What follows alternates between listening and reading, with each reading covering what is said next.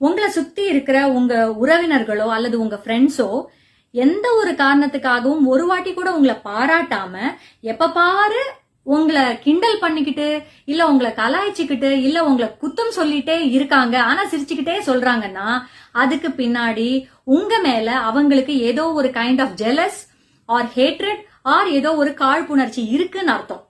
நீங்க அதை புரிஞ்சுக்கிட்டு தான் ஆகணும். சரிங்களா? எப்ப பாரு எது சொன்னாலும் ஃப்ரெண்டு இல்லைன்னா என்னோட சித்தி பையன், என்னோட கசினு, என்னோட அத்தை பொண்ணு ஏதோ ஒரு காரணத்தினால நீங்க விட்டுக்கிட்டே இருந்தீங்கன்னா அதுல உங்க மேல தப்பு இருக்கு.